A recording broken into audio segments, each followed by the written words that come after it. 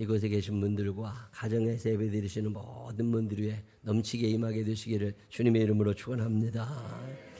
2021년에 성경 속에 나오는 닮고 싶은 사람 그리고 닮기 싫은 것들 여러분들에게 소개를 해드리고 있는데, 닮고 싶은 사람 말씀을 전하고 나면 이게 정말 닮아질까 이런 생각이 들기는 해요. 교인들이 닮으려고 애쓰실까. 또 닮기 싫은 것들 소개를 해드리고 나면 혹시 이런 것들 닮는 거 아니야? 이런 생각이 좀 들어서 불안할 때도 있어요. 오늘 닮기 싫은 사람 하나를 여러분에게 소개해 드리려고 그러는데, 그 사람의 이름은 시므온입니다. 성경에 시므온이라는 사람이 몇 나오는데 대표적인 사람이 둘이에요. 첫 번째 시므온은 닮고 싶은 시므온. 예루살렘 성전에서 살던 기도하던 할아버지. 연세가 들수록 존경받고 연세가 들수록 덕이 넘치고 연세가 들어갈수록 하나님과 더 친해져 가지고 아기 예수를 성전에 데리고 오는 마리아와 요셉을 알아보고, 야, 저분이 인류를 구원하실 분이라고 많은 사람들 앞에 이야기하면서 그들을 축복했던 믿음 좋은 할아버지 시므온 닮고 싶습니다. 저는 소원이 있다면 많은 소원 중에 하나가 뭐냐면 나이 들수록 믿음 좋아지는 사람이야. 우리 교회에 연세가 드실수록 믿음 좋아지는 할머니 할아버지가 많아지게 되시기를 주의 이름으로 축원합니다. 이 닮고 싶은 시므온도 있는데 똑같은 시므온인데 꼴보기 싫은 게 하나 있어요. 그게 누구냐면 야곱의 둘째 아들 시므온입니다. 야곱은 부인이 4명 있었거든요. 레아, 라헬이 이제 첫 번째, 두 번째인데 야곱의 마음이 라헬한테만 가 있어가지고, 첫 번째 부인이지만 레아는 속을 썩고 살던 사람이에요.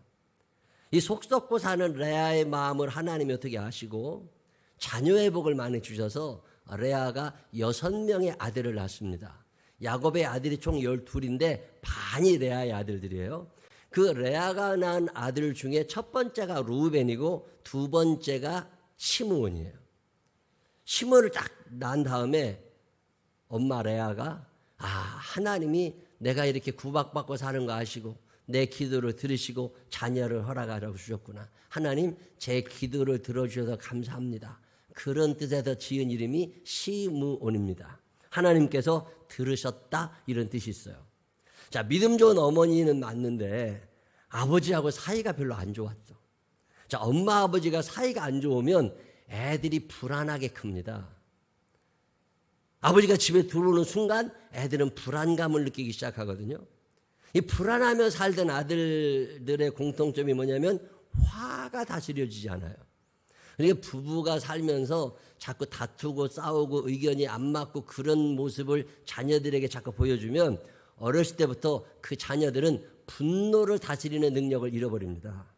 그래도 부부 사이에 쫙 싸울 일이 있거들랑 연장 이렇게 쭉 미뤘다가 애들 잠들면 붙어. 그래야지 이게 낮에 싸우면 큰일 나.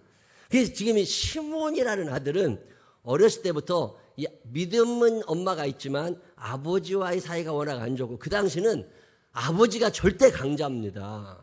가부장적 사회가 그런 거잖아요. 아버지 말해도 곧 법이던 시대. 요즘에 그 시대를 그리워하는 남자분들이 얼마나 많은데, 옛날이 좋았어. 우리 아버지는 행복했어. 우리 할아버지는 얼마나 좋았을까. 나는 왜 이 모양이야. 이런 사람은 한둘이 아닙니다. 근데 그때는 야곱이 절대 강자였어요. 이 절대 강자 야곱과 아들이 좀 친하면 좋은데, 아버지 야곱은 저 동생 요셉하고 베냐민만 이뻐하지 이 시므온은 쳐다도 안 봤습니다. 여러분이 창세기를 자세히 읽어보신 적이 있는지 모르지만 창세기를 자세히 읽어보면 야곱이 시므온을 단 한 번도 아들이라고 부르지 않아요. 내 아들이라고 부르지 않고 너네 형제라고 불러요. 그런 속에도 시므온이 온전하게 컸겠나. 이 분노가 다스려지지 않는 시므온입니다. 야곱이 라헬 말을 이뻐했는데 라헬이 먼저 죽습니다. 그리고 레아. 자, 이 레아의 6 아들과 그리고 딸이 하나 있는데 그 딸이 디나거든요. 이게 같이 간 공간에서 살고 있습니다. 그러다가 이제 나이가 점점 들어가고 세월이 지나가면서 성장하면서 반항기가 생기겠죠. 아버지가 꼴보기 싫어. 가출하고 싶어. 이 가출하고 싶은 마음에 디나라는 여동생이 집 밖에 나가 구경을 하다가 세겜이라는 성에 갔고 그 성 안에서 구경을 하고 살다가 여기 괜찮네. 그러다가 거기서 남자 하나를 만납니다. 그게 세겜이라는 사람인데 그 성의 성주의 아들이에요. 성의 성주는 하몰이고 그 아들이 세겜인데 이 아들하고 눈이 맞아가지고 도망가 버렸어. 그러고 났더니 시므온도 화가 나고 동생이 가버리니까. 근데 문득 동생은 또 그때는 족내혼 시대라 디나가 아무리 세겜이라는 사람을 좋아해도 결혼 못합니다. 결혼을 못하고 결혼이 허락이 안 되니까 강제로 내가 추행을 당해가지고 붙잡혀 있는 것처럼 얘기를 한 거예요. 그러다 보니까 시므온이 저 나쁜 놈들이 우리 동생을 데려다가 저거 창녀로 삼았다고 화가 나가지고. 근데 붙으려고 보니까 야곱의 식구들은 세력이 미약하고 세겜성 사람들은 강합니다. 그래서 계략을 쓰지요. 우리 딸을 세겜 너한테 주겠다. 혼인을 하자. 그리고 앞으로 무역도 하자. 그 대신 우리는 할례 받지 않은 사람들하고는 안 놀아. 그러니까 너네가 꼭 포경수술을 해야 돼. 할례라는 건 요즘 표현으로 포경수술이거든요. 그랬더니 세겜성에 있는 남자들이 좋다고. 그럼 우리가 당신네들의 소도 사올 수 있고 양도 사올 수 있고 시집도 가고 장가도 가고 우리 친하게 잘 살자고. 그래가지고 협정을 맺은 다음에 포경수술을 시작했습니다. 그래서 지금 우리나라가 다 백신을 맞는 것처럼 세겜성에 살던 사람들이 남자들이 다 포경수술을 하고 나서 아파할 때 시므온과 레위가 얼굴을 갑자기 바꾸고 칼을 들고 쳐들어가 가지고 그 세겜성에 있는 남자들을 싹 죽여버립니다.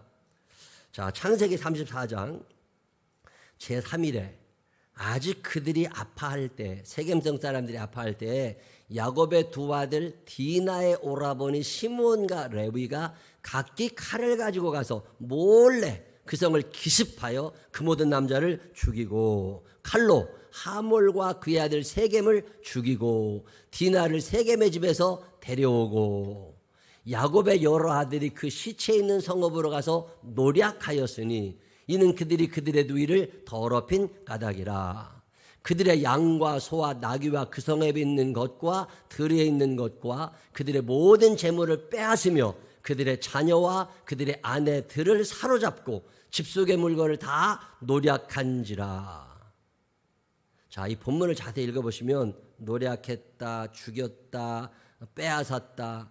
이 사람이 할 수 있는 짓을 한 게 아니라 짐승들 짓을 한 거예요. 자, 그러면 세겜성만이 아닙니다. 세겜성 주변에 그동안 세겜성 사람들과 친하게 지냈던 부족들이 또 다 있을 거 아니에요. 자, 그럼 이 사람들이 가만히 있겠냐고. 시므온은 아무 생각 없어 지금. 그냥 화나서 화풀이를 한 거야. 이 이야기를 들은 아버지 야곱은 정신이 나갑니다. 우리가 이제 큰일 났다. 너네가 이 큰 사고를 쳤으니까 그놈들이 힘을 합쳐서 들어오면 우리가 다 죽게 생겼다. 너네 어쩌려고 그러냐. 자, 창세기 34장 30절 야곱이 시므온과 레위에게 이르되 너희가 내게 화를 끼쳐 나로 하여금 이 땅의 주민 곧 가나안 족속과 브리스 족속에게 악취를 내게 하였도다. 나는 수가 적은즉 그들이 모여 나를 치고 나를 죽이리니 그러면 나와 내 집이 멸망하리라. 이제 우리는 다 죽었다. 이거 어떻게 하려고 그러냐. 자, 이쯤 얘기를 하면 시므온과 레위 그 아들들이 뭐라고 그래야 돼요? 여러분이 아들이면 뭐라고 그러겠어요? 그래도 아버지, 사람이 죽더라도 다 망하더라도 우리 동생을 그렇게 했는데 이럴 것 같아요? 아니면 아이고 잘못했네. 그럴 것까지 생각을 못했는데 우리가 어떻게 하면 좋죠? 여러분 어떻게 했을 것 같으세요? 참 묘한 일은 잘못을 하긴 했어요. 근데 정당성을 부여하고 싶어. 여러분 이래 본 적 없어요? 내가 분명히 잘못은 했어. 그렇지만 회개하거나 용서를 구하기보다는 나 자신에게 정당성을 부여해서 이기고 싶어. 내가 그럴 수밖에 없었던 이유를. 그럴 수밖에 없었던 이유가 뭐냐면 31절에 보면 그들이 내 동생을 창녀로 대접하는데 이거 가만히 있으면 안 된다는 거예요. 자, 그런데 공동번역 창세기 34장 31절은 참 묘하게 번역을 합니다. 그러나 이렇게 시작돼요. 아버지가 야단을 쳤는데 아들들이 죄송합니다라고 얘기한 게 아니라 그러나 아버지의 입장은 지금 잘못했다고 용서를 빌고 어떻게 우리가 책임을 지고 이 사건을 어떻게 수습할 거냐 이런 얘기를 지금 아버지는 하려고 그러는데 아들들은 절대 그럴 마음이 없습니다. 그러나 그들은 그자가 우리 누이를 창녀다로듯이 했는데 가만히 있어야 됩니까? 자기 자신에게 정당성을 부여해요. 자, 그러면 진짜로 창녀대하듯이 했을까? 이게 또 궁금해. 그래서 성경을 자세히 읽어보면 거기에 뭐라고 나오냐면 동생이 지금 잡혀갔어요. 시므온은 그렇게 생각하는 거죠. 잡혀갔어. 그러면 쳐들어가서 남자들을 죽이고 그 동생을 데려올 때, 자, 데려온다고 해야 돼요? 구해온다고 해야 돼요? 구해오는 거예요? 데려오는 거예요? 성경은 단어를 정확히 쓰는 책이 유명하거든요. 창세기 34장 31절에 26절에 뭐라고 나오냐면 칼로 하몰과 그의 아들 세겜을 죽이고 디나를 세겜의 집에서 데려오고 이렇게 말해요. 왜 데려오고지? 다른 성경을 또 찾아봤어요. 그랬더니 히브리 말 원어에는 잡아오고 이렇게 나옵니다. 자, 잡아오는 거는 어떤 때 잡아오는 거예요? 지금 디나가 온다는 거예요? 안 온다는 거예요? 나 아버지랑 안 사니까 너무 좋아.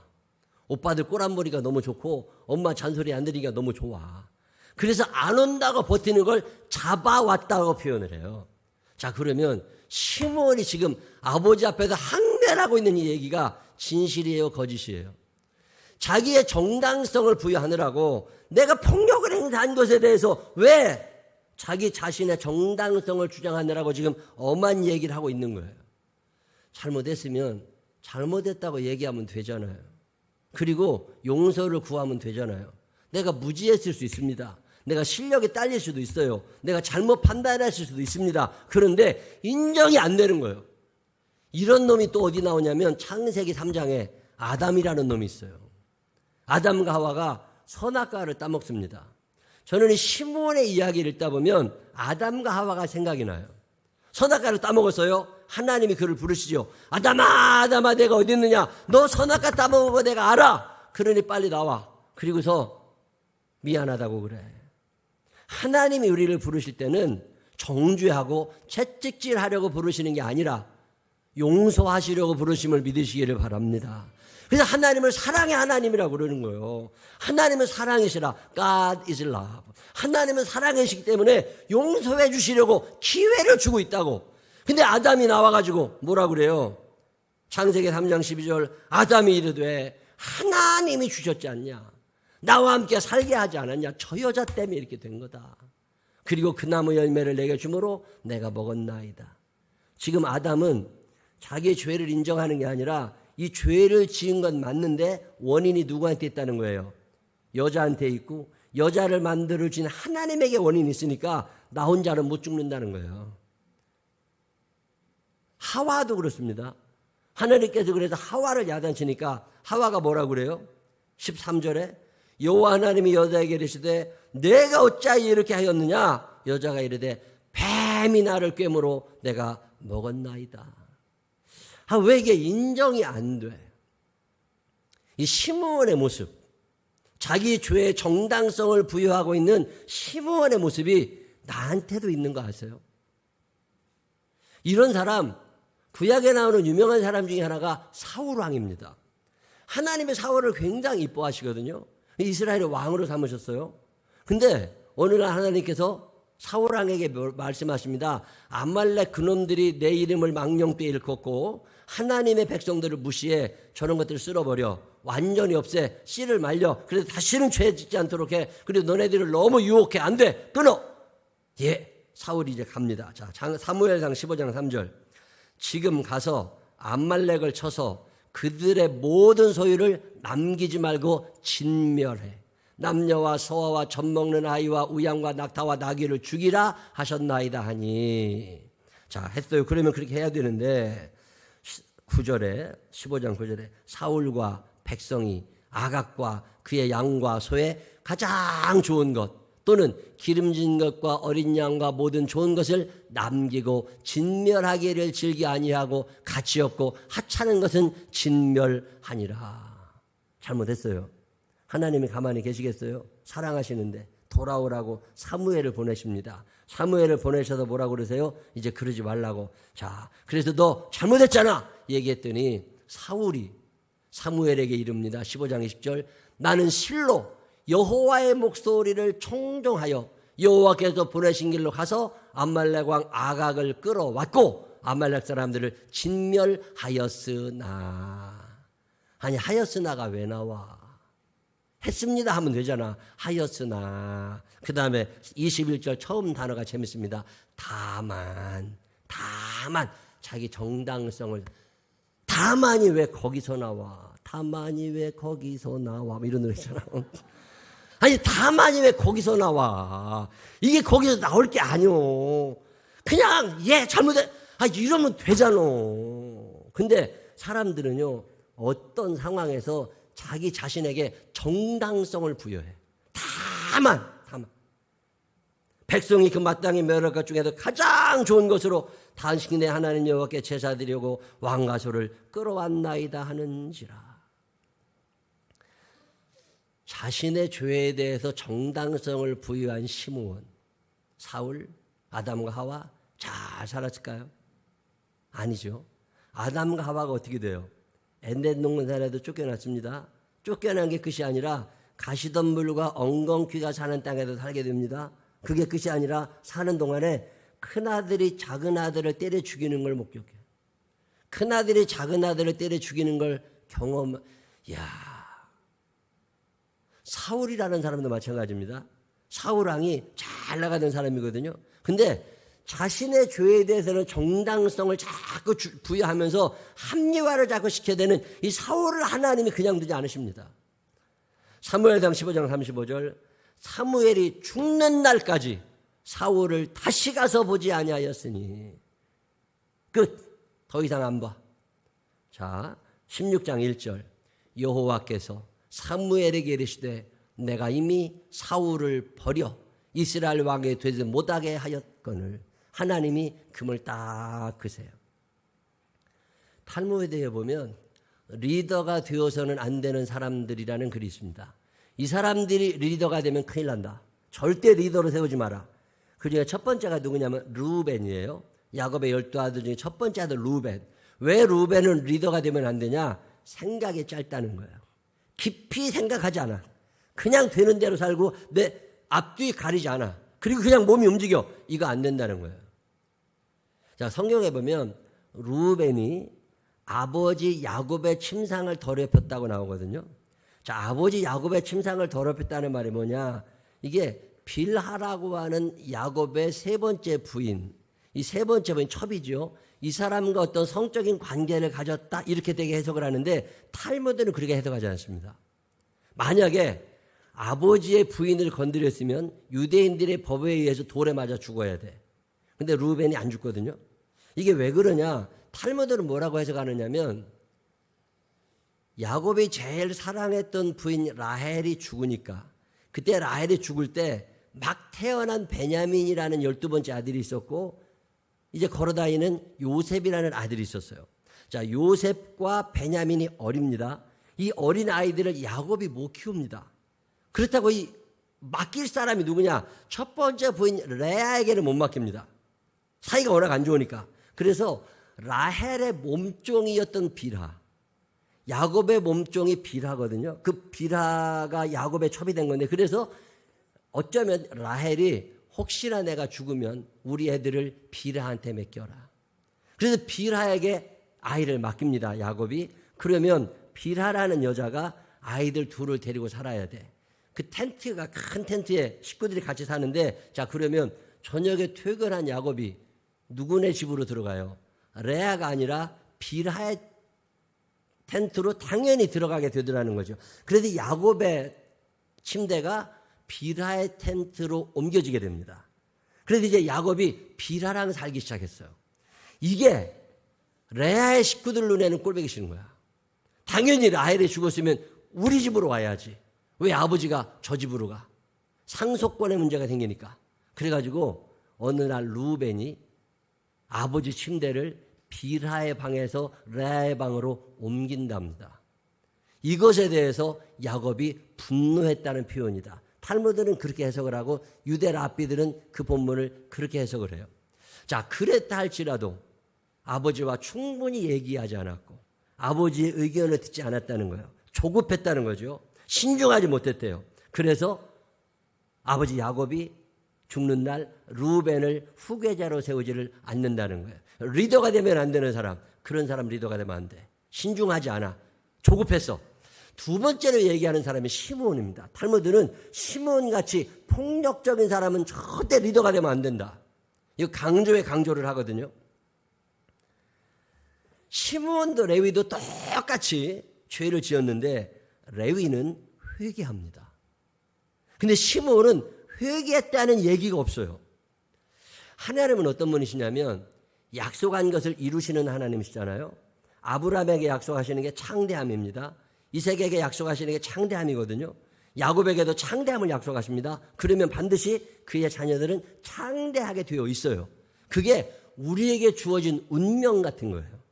여러분이 반드시 창대하게 될 것을 믿으시기를 바랍니다. 저는 이 믿음 갖고 삽니다. 창세기 12장 읽으면서 아멘 했거든요. 내가 아브라함의 후손이고 내가 믿음의 자녀이기 때문에 나는 창대하게 살 수밖에 없다고. 근데 예외가 있습니다. 그 예외가 뭐냐면 자신의 죄에 대하여 정당성을 부여하는 사람들, 회개하지 않는 사람들, 이것들은 쪼그라들어가요. 제가 민수기를 읽다가 여러분이 그냥 성경을 그냥 대강 읽으시니까 뭐 그래도 목사가 필요한 거긴 한데 잘 발견하지 못하셨겠지만 민수기 1장에 보면 애굽에서 탈출하는 이스라엘 사람들의 수가 나옵니다. 예를 들면 루벤 지파는 46,500명이 따라 나옵니다. 시므온 지파는 59,300명이 따라 나옵니다. 갓 지파 45,650명, 제일 많은 유다 지파 74,600명. 평균 12지파에 한 지파당 5만 명 안팎. 그래서 12지파니까 60만 명 이상이 됩니다. 거기다가 이방인들이 애굽 사람들이 몇 명 같이 따라오다 보니까 70만 명 얘기하는 거거든요. 이 70만 명이 광야 40년을 지납니다. 아기가 태어났겠죠. 전쟁이 일어나면서 많이 죽기도 했겠죠. 그러다 보면 늙기도 하고 줄기도 하고 조금 차이가 있을 거예요. 자, 민수기 1장에 애굽에서 탈출하여 나올 때 인구조사한 결과가 민수기 1장에 있다면 민수기 26장을 읽어보면 이제 가나안에 거의 다 도착했어요. 40년 지난 후에 인구조사를 또 한 번 합니다. 몇 명이 이제 가나안에 갈지 보자. 인구조사를 하는데 그 수가 루벤 지파 43,730명입니다. 40년 동안에 조금 몇백 명 줄었어요. 전쟁에서 많이 죽거나 병들어 죽거나 뭐 그런 거죠. 갓 지파 45,500명, 한 5,000명가량이 줄어들어갑니다. 반면에 유다 지파 74,600명이었는데 76,500명으로 1,900명 정도가 늡니다. 대부분은 이래요. 조금 늘거나 조금 줄거나. 제가 이 본문을 읽다가 깜짝 놀란 거. 시므온 지파가 출발할 때 59,300명으로 루벤 지파보다 많았거든요. 근데 가나안에 들어갈 때 숫자를 세보니까 시므온 지파가 22,200명입니다. 반타작 났어요. 야곱이 죽어가면서 유언을 합니다. 그때 다른 자녀들을 축복할 때 시므온은 축복을 하지 않습니다. 너 폭력적이야. 너 칼을 너무 의지하고 살아. 너 하나님이 너는 축복하지 않으실 거야. 회개하지 않았어. 너 자신이 저지른 죄에 대하여 정당성을 부여하고 하나님 앞에 회개하지 않고 미안하다고 한 적도 없어. 너 여기까지 끝이야. 너는 더 이상 안 돼. 야, 야곱도 엄청난 사람이죠. 죽어가면서도 아들을 축복하지 않아요. 그 덕분에 아버지의 예언대로 시므온 지파는 점점 쪼그라들어 갑니다. 저는 이 얘기를 읽을 때마다 섬찟해요. 여러분 기억하실지 모르지만 요셉이 애굽의 총리가 됐을 때 그 형들이 요셉에게 와서 절합니다. 그리고 곡식을 사러 왔다가 요셉이 이런저런 사건을 만든 다음에 한 사람은 붙잡아 놓고 나머지 9명만 아버지한테 보냅니다. 한 사람은 붙잡아다가 감옥에 쳐넣어버려. 그게 누구예요? 시므온이에요. 야, 참 내 딴에는 이게 죄가 아니었어. 나는 억울해. 라고 말할 수 있지만 하나님은 아니시라는 거예요. 저는 요즘에 예수 믿는 사람으로 살고 목사로 살면서 내 안에 있는 심오를 자꾸 찾습니다. 정당성을 부여하기 시작하는 거예요. 마땅히 감사해야 되는데 감사를 표현하지 않아요. 남들도 다 안 하는데. 그리고 내가 뭐 이렇게 산다고. 하나님께서 범사에 감사하라 말씀하셨으면 고백할 수 있거든요. 이번에 추수감사절을 앞두고 우리가 감사 팔찌를 만듭니다. 고무 밴드 요만하게 만들어가지고 여러분 팔에 하나씩 채워드리려고 그래요. 거기다 뭔가를 문장을 새겨넣어야 될 것 같아서 거기다가 불평제로, 그 다음에 일단 감사, 그렇게 새기라고 그랬어요. 억울한 일 당했어요? 일단 감사해. 좀 적자가 났어요? 일단 감사해. 그러다 보면 길이 보이잖아요. 감사를 해야 되는데 감사를 너무 안 하고 사는 거 아니야? 이거 하나님 앞에서 하나님이 싫어하실 텐데 왜 우리는 내 모든 행위에 대하여 정당성을 부여하고 있지? 성경 읽어보면 일하기 싫어하거든 먹이지도 말라. 일하기 싫거든 먹지도 말으라고. 일하는 것, 노동에 대해서 굉장히 긍정적으로 성경은 이야기하는데 놀고 먹으려는 놈들이 너무 많아. 요즘에 청년 실업 문제가 심각하잖아요. 제가 통계를 보고 깜짝 놀랐습니다. 2016년에 그냥 놀고 먹는 청년들이 26만 2천 명이었대요. 군대 가는 것도 아니야. 그렇다고 시험 준비하는 것도 아니야. 취업 원서 한번 넣은 적도 없어. 그러고도 그냥 엄마 뜯어먹고 아빠 뜯어먹고 사는 애들이 26만 2천 명. 근데 작년에 43만 6천 명으로 늘어나갔대요. 이게 웬일이래요. 근데 정당성을 부여합니다. 자기 자신에게. 특별히 몸이 아픈 것도 아니고 장애인들도 아니래요. 왜 사회가 자꾸 이렇게 돼가지? 양극화의 문제도 심각하죠. 내가 양극화 시대에 조금 잘 사는 쪽에 속해 있어요. 그러면 하나님의 말씀대로 그러지 못한 사람들을 위한 배려와 모인 사랑의 행위가 있어야 되거든요. 근데 자꾸 모으고 누리려고만 하는 거, 이게 사실은 하나님이 보실 때는 죄가 아닐까? 내가 너무 없으면 앞에 가는 사람을 따라잡으려면 배 이상 노력을 해야 됩니다. 근데 그런 노력은 없어. 그리고 원망만 자꾸 늘어나. 이거 혹시 하나님이 싫어하시는 거 아닐까? 제가 통계를 보다가 깜짝 놀란 게 가수들이에요, 가수들. 우리나라에 가수가 몇 명이나 있는 줄 아세요? 가수 통계를 보니까 6,372명, 6,000명이 넘습니다, 가수가. 와, 여러분 가수 몇 명 알아요? 뭐 옛날 나훈아나 알지, 우리는 모른다고. 근데 요즘에 가수가 6,000명이 넘는데. 근데 그 사람들 중에서 상위 1%에 해당하는 사람들의 평균 연봉이 34억이랍니다. 1년에 34억을 벌어요. 1%에 있는 사람들이. 유명한 사람들이겠죠. 100억 이상 버는 사람도 있고 1년에. 근데 50% 미만에 속한 사람들은 평균 연봉이 2천이 되지 않는다는 거야. 양극화가 어마어마하게 진행이 되고 있습니다. 자, 이런 세상에 우리가 어떻게 살아가야 될까? 1%만을 위한 세상? 특별한 몇몇 사람들만을 위한 세상이 되나? 가정에 굉장히 큰 위기가 닥치고 있습니다. 러시아는 이혼을 많이 안 했던 나라인데 공산주의 사회, 사회주의 사회였기 때문에. 근데 지금 어떤 통계를 보니까요, 러시아 그 선교사 한 사람이 이런 이야기를 하는데, 자기가 사는 아파트에 40가정이 사는데 부부가 자녀와 함께 살고 있는 가정은 자기 가정 하나뿐이래요. 나머지 가정들은 이혼했거나 재혼을 했거나 뭐 복잡하대. 이게 남 얘기가 지금 아닙니다. 내가 가정을 꾸리며 살면서 예수 믿는 사람으로 가정을 만들어가고 있나?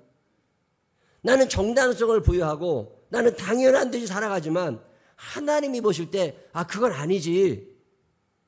이런 것들이 우리 가정에 있지 않을까? 이 생각을 불현듯 하게 됩니다.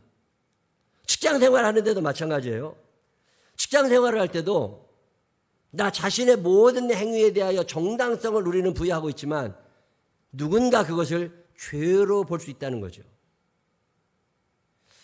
탈무드에 보면 제가 참 좋아하는 얘기인데 하나님이 세상을 창조하시고 가정을 만드시고 교회를 만드시고 사람을 만드실 때 완벽하게 프로그램을 하지 않으십니다. 옛날 초등학교 때 밑그림 그려보셨어요? 밑그림만 그려진 그런 도화지들이 있다고. 개, 소, 양, 염소 그런 걸 까만색으로 하얀색 도화지 밑그림만 그리면 그걸 갖고 딱 갖다 놓으면 거기에 색칠만 우리가 하는 거예요. 근데 똑같은 재료를 갖고도 그렇게 다르게 만들어져. 그림 솜씨 좋은 애들은 진짜 강아지처럼 그려요. 우리 같은 사람이 그리면 이게 뭔지 아무도 몰라. 나만 알아. 하나님이 창조를 하실 때 가정을 완벽하게 만들질 않으시고 밑그림을 던져주시는 거죠. 교회를 그렇게 던져주시는 거죠. 그러면 거기에 색이 피는 작업을 우리가 하기를 원하시고 합력하여 선을 이루기 원하시는 분이 하나님이시잖아요. 우리가 그럼 열심히 이걸 그려가지고 행복한 가정, 참 좋은 교회를 만들어 가야 되는데 이걸 못하고 있는 거잖아요. 이게 죄라는 생각을 해본 적 있으세요? 나 자신은 핑계거리가 있어. 나는 바빴어.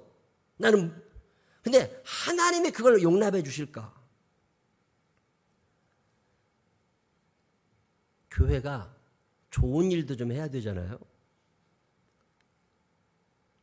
얼마 전에 의정부 승리교회 이충선 목사님 그 예배드리는 유튜브를 제가 한번 봤더니 그런 말씀을 잠깐 하시더라고요. 교회는 좋은 일을 하는 곳이어야 된다. 참 마음에 와닿아요. 그래서 당신은 콩나물도 나눠주고 빵도 나눠주고 이렇게 뭘 나눠주고 마스크도 나눠주고 자꾸 나눠주면서 지역 주민들에게 교회는 참 좋은 곳이야. 이런 인상을 심어주시려고 한다는데 자, 이 지역에 있는 사람들이 우리 생명나무 교회를 좋은 것으로 이해할까?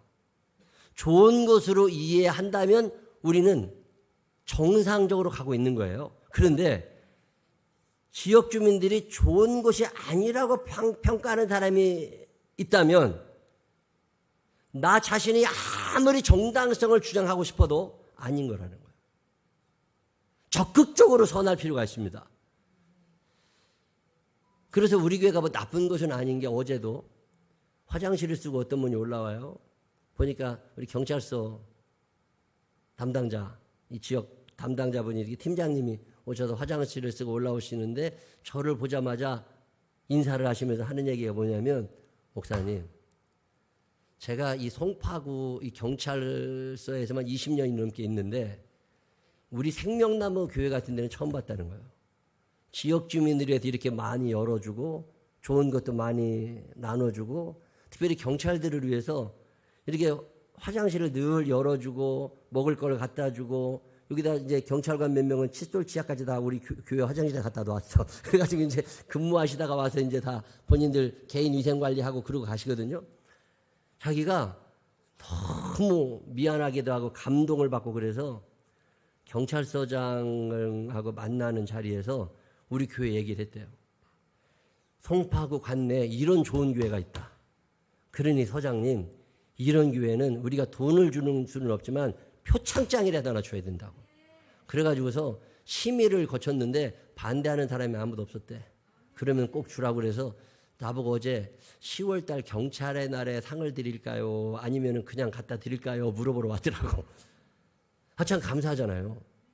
교회가 적극적으로 선할 필요가 있습니다. 우리가 적극적으로 선한 일을 행하지 않으면 우리가 짓고 있는 죄에 대하여 우리가 정당성을 부여하게 돼요.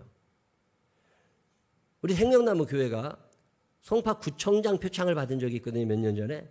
지역 주민들이 이렇게 좋은 일을 많이 해줘도 고맙다고. 근데 이번에 경찰서장한테서도 또 그런 얘기가 들어오니까 참 고맙다. 이런 생각을 하게 되는데 제가 요즘에 참 많이 생각하는 것 중에 하나가 뭐냐면 나는 적극적으로 선한 사람인가? 내가 적극적으로 선해지려고 하지 않으면 내 안에 죄가 자라게 되고 이 죄에 대하여 나는 정당성을 부여하게 됩니다. 그러면 심으면 되는 거예요. 점점 쪼그라들어가는 인생을 살지요. 얼마 전에 이런 글을 읽었습니다. 폴이라고 하는 청년이 있었대요. 미국 뉴욕에 있는 이야기인데 회사 직원입니다. 예수 믿는 사람이에요. 근데 출장을 갔어요. 출장을 가가지고서 일을 다 마친 후에 부지런히 비행기를 타고 다시 회사로 복귀를 해야 되는데 너무 늦어가지고 아슬아슬한 거예요. 근데 러시아어에 걸려가지고 택시도 안 잡혀. 이거 큰일 난 거예요. 근데 직원들 4명이 막 동문서주하면서 택시를 잡으려고 하는데 딱 택시가 하나, 빈 택시가 온 거예요. 그래도 쏜살같이 달려가지고 택시를 탁 잡으려고 하다가 좌판 하나를 건드리게 됩니다. 과일, 야채 이런 거 넣고 파시는 할머니 그 좌판을 건드려서 이게 뒤집어지면서 뭐 참외가, 사과가, 수박이 우르르 떨어진 거죠. 자, 저 택시를 놓치면 회사 복귀를 못해. 저게 빨리 타고 가야 비행기를 탈 수 있어요. 자, 여러분 같으면 그 할머니한테 가서 미안하다고 다 해주고 돈 얼마 드리면 이미 회사는 비행기는 떠나. 그러게 할 것 같으세요? 아니면 그냥 아유 뭐 어떻게 알아서 하겠지 그리고 택시를 타고 공항으로 갈 것 같으세요? 자, 양심에 손을 얹고 생각을 해봐. 나 같으면 그 상황에 나는 비행기 타러 갔을 것 같다. 내가 우리 교인들 얼굴을 떠올리면서 비행기 탈 사람 많아. 그때 폴이라는 청년이 발이 안 떨어지더래요. 저거 주소 드려야 되는데.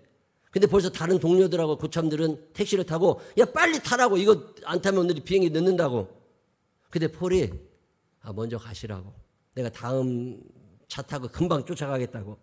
그리고 나서 주섬주섬 야채를 과일을 모아서 좌판에 다 배치를 해드리다가 보니까 그 할머니가 시각장애인이시더래요. 앞을 전혀 못 보셔. 근데 이 좌판을 다 정리하고 손해 난 것에 대한 배상으로 돈 얼마를 할머니 손에 쥐어드리는데 그 할머니가 묻더랍니다. Are you Jesus? 예수님이시냐고 묻더래요. 깜짝 놀라서. 아니 난 예수님이 아니라고. 그랬더니 그 할머니가 뭐라 그러냐면 You must be Jesus. 당신은 예수님이 틀림없습니다. 그래서 왜 그러냐고 그랬더니 좌판이 꿍소리가 나고 뒤집어지고 떼굴떼굴 굴러가는 소리가 날 때 도움을 구할 사람이 아무도 없었대요. 그래서 그냥 예수님을 불렀대요. 예수님, 날 도와주세요. Jesus, please come, help me.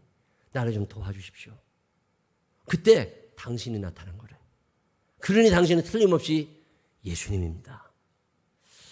그 얘기를 하고 나서 택시를 못 잡고 결국 그날 비행기를 못 탔고 하루를 호텔에서 머물게 됐습니다. 호텔에서 잠을 자는데 문득 이 말이 떠나지 않더래요. Are you Jesus? 내가 예수님 믿고 살면서 다른 사람이 나와 예수님을 혼동할 만큼 착하게 살아본 적이 있나? 하나님 사랑, 이웃 사랑의 삶을 실천하며 살아본 적이 있나? 누군가 나를 예수님으로 착각할 정도로 내가 그렇게 이 땅을 살아왔나?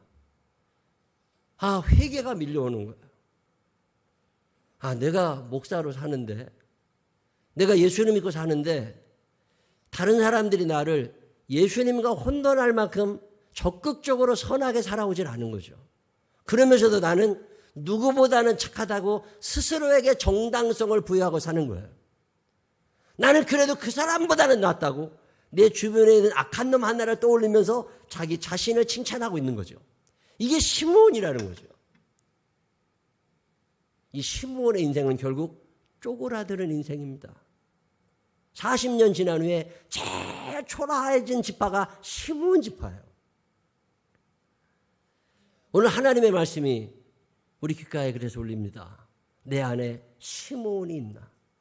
내 자신의 죄는 정당성을 부여하면서 다른 사람의 눈에 있는 티를 뽑아내려고 하는 하나님이 우리를 사랑하시기에 우리에게 회개의 기회를 주시는데 아담아 내가 어디 있느냐? 아담이 무시했습니다. 사무엘의 음성을 사울왕이 무시했습니다. 그리고 오늘 우리가 수많은 하나님의 말씀을 무시하며 살 때 우리는 구원에서부터 멀어지게 되고 우리는 하나님의 상급에서 멀어지게 됨을 기억해야 됩니다. 시므온, 절대 닮아서는 안 되는 사람 시므온.